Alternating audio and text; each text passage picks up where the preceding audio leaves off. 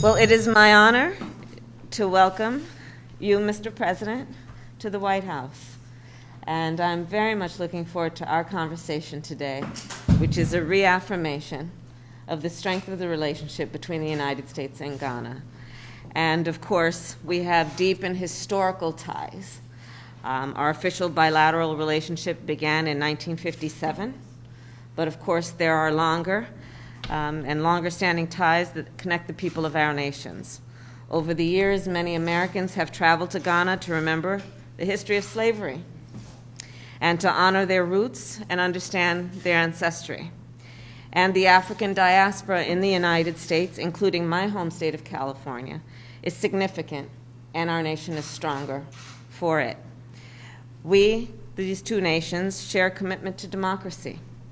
Last December, the people of Ghana voted in a free and fair election that demonstrated your nation's commitment to democratic principles and institutions. We share a view that all people must have a voice in their future, that our democracies are stronger when everyone participates and weaker when anyone is left out. We also share a commitment to global health. None of us have been immune from the ravages of the pandemic. We recognize our shared responsibility to collaborate, to share resources, to not only continue to address the effects of COVID-19, but to prepare for the next pandemics. And in that way, the United States is proud to be a member of COVAX and the African Union, and has donated more than 1.2 million doses of the Moderna vaccine to Ghana. And I'm proud to announce that we will shortly send more than 1.3 million doses of the Pfizer vaccine. Finally, we are working together to expand our economic relationship. You and I have talked about that briefly before we came in. American companies continue to ramp up in Ghana, understanding the significance of the work that they do there to America's economy, much less to the partnership between Ghana and the United States. And they do this also because they have confidence in the government of Ghana and the environment, Mr. President, that you have created, which allows for some confidence in the respect and upholding of the rule of law and human rights. And so with all of that, we look forward to continuing to work together on all of these issues, including in the context of the United Nations Security Council. And again, I am honored to formally welcome you to the White House. Thank you, Mr. President. So, Madam Vice President, first of all, I want to thank you very much for the invitation to come and have this brief visit with you. Your country is one of the most important friends of Ghana and has been right from the time of our independence. We value the relationship, and any opportunity, therefore, that we have to meet with the leaders of America, we have to take it.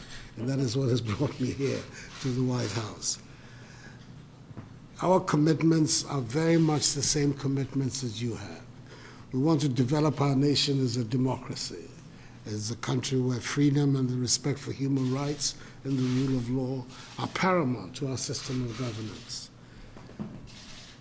Our big challenge, and it is the challenge of all those who want to develop democratic institutions on our continent, is to ensure and reassure our people that democratic institutions can be a vehicle for the resolution of their big problem, that is economic development as the means to eradicate poverty on the continent. So that's the investment that we have made, and it is an investment that you have been very supportive of, and we continue to appreciate your support.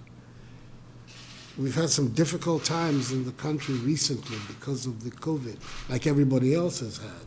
Mercifully, its impact on us has been not as originally anticipated. It has been more mild than it has. Part of it is the work that the government did, and the others is the general environment in which the disease is working on the continent. We're grateful for the support that the United States government has given us in trying to deal with the virus, the COVAX facility, which America has been very strongly participant, and the support that we've had through the donation of the 1.2 million doses of the Moderna and the promise you've made that more is on the way. Yeah. Our target is to try and vaccinate at least 20 million of our people by the end of this year. The Ghanaian population is some 30 million odd. And I think if we can achieve that, we will then be more confident about defeating the virus in the context of Ghana.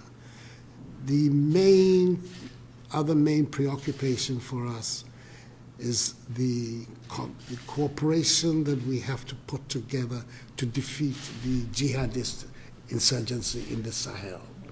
It's a major security preoccupation, and the G5 Sahel, ECOWAS, the Lake Chad Initiative, all these are the organizations that have come together to try and push back. I believe that's an area too where the support of the United States government, and it's important that we set out right from the beginning. We're not seeking military assistance in the form of American troops or otherwise. I know you've just had a bad example for yourself of what American troops in some areas can do. We're not seeking that. We are looking for support for our armed forces and for the intelligence agencies of our area, that they can be in a stronger position. Many of those who are leading the jihadist insurrection in West Africa are the people who came from Iraq after they were driven out from Iraq to Ghana. So I think that there's some information here that can assist us in being able to track down and deal with these people. So these are the main preoccupations that have brought me here to Washington, to try and discuss with you and through you to President Biden, and hopefully it will advance our mutual causes and also strengthen the relations between our two countries. I want through you to express my warm greetings to the President and indicate to him that in Ghana he has a friend in office, and the people of Ghana have a very good feeling towards the people of America. So thank you very much once again for the invitation. And I'm hoping that it will be not the first or last time during this, my second and last time in office, that I have the opportunity to come here in Washington to meet with you. Well, we are honored to receive and greet you. Welcome, Mr. President. Thank you very Welcome. much indeed. Welcome. Thank you all.